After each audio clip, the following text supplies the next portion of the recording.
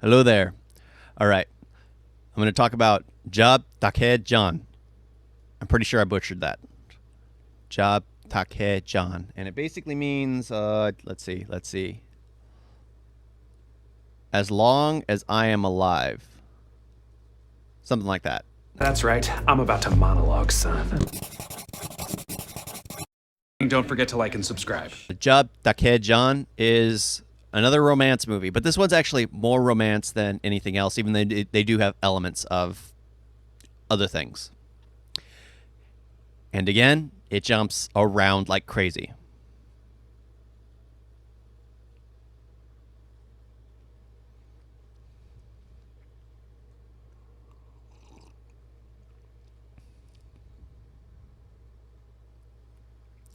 All right, this movie starts off with basically a bomb diffuser because they apparently have one of the best bomb diffusing whatever in the world. I guess it makes sense since it's pretty common.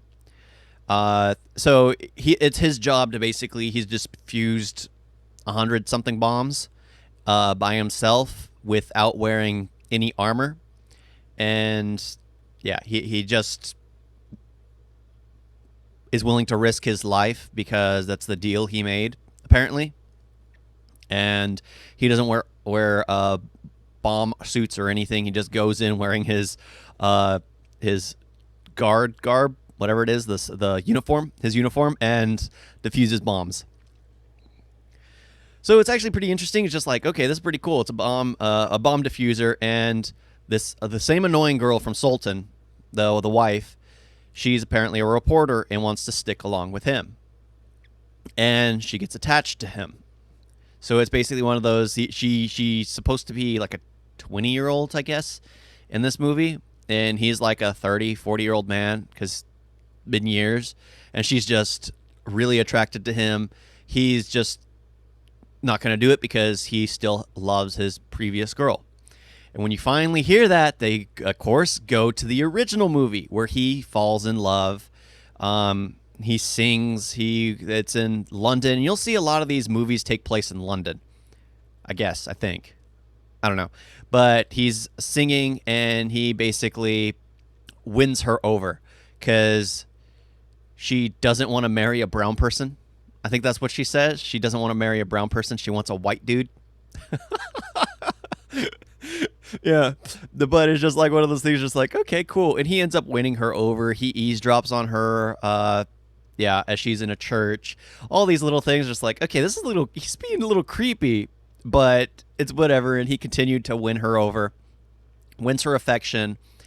And she basically makes a deal to where she wouldn't, yeah, something. And she breaks her deal with, I think she was Christian, the Lord.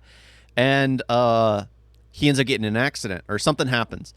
And then she believes it's her fault for breaking the deal, that she makes another deal to never see him again, if that's the case. And so he's left to live on without her. That's basically the entire first movie in a nutshell.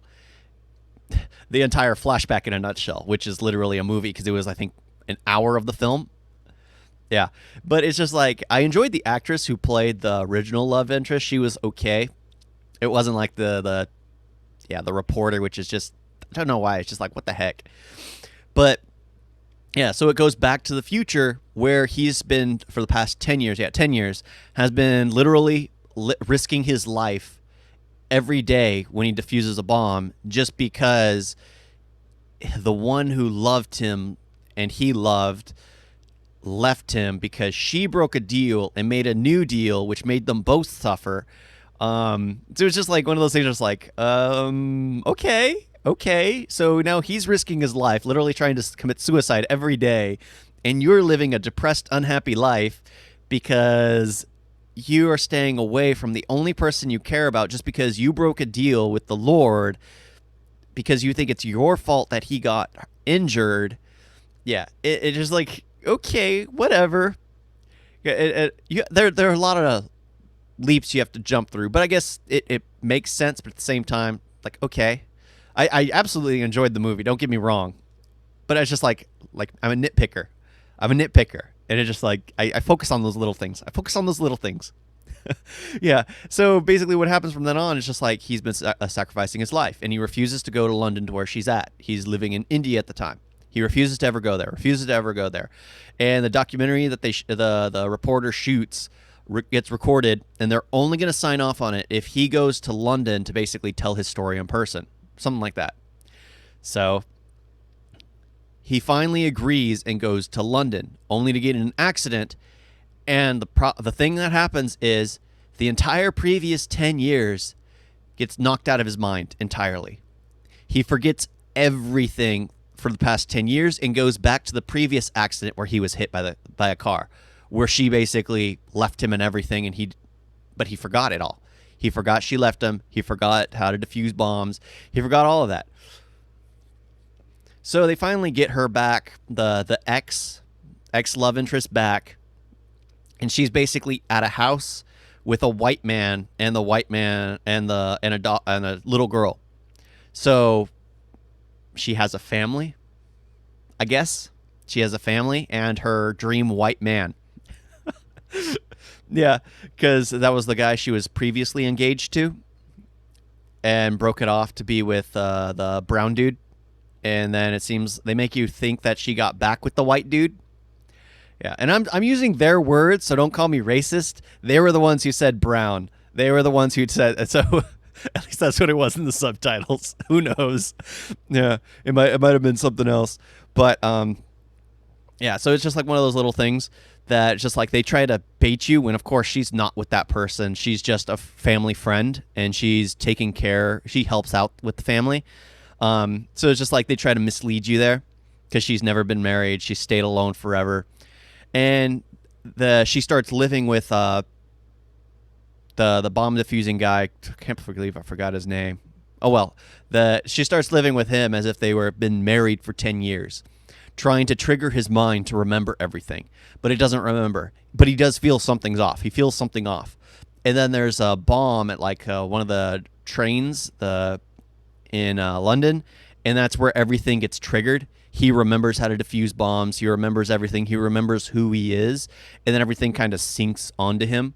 And then, of course, there's happy ending. After that happens, he has a discussion with her, and they find out that they only care about each other, leaving the girl, the annoying reporter girl, as a third wheel, and finally leaving her off in the back. And he finally defuses his last bomb as she runs to find him there, where he's defusing the bomb in India. That's basically the entire movie. It's an enjoyable film, enjoyable romance. I kind of spoiled most of it, I guess. But yeah, I mean, I rushed through most of it because these movies, I think it was 3 hours long.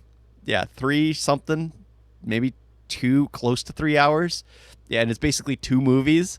So there's a ton of stuff that I just jumped over, especially in the flashback. There's just way too much. Way too much. Especially if you're trying to do a flashback part. Just like, that could be 10 minutes at the most. But an hour and a half of the flashback origin story, it just seems like a little too much. A little too much. But I have a Western mindset in movies where they shouldn't be that long unless there's a purpose. Thank you all for watching. Talk to you next time. Toodles.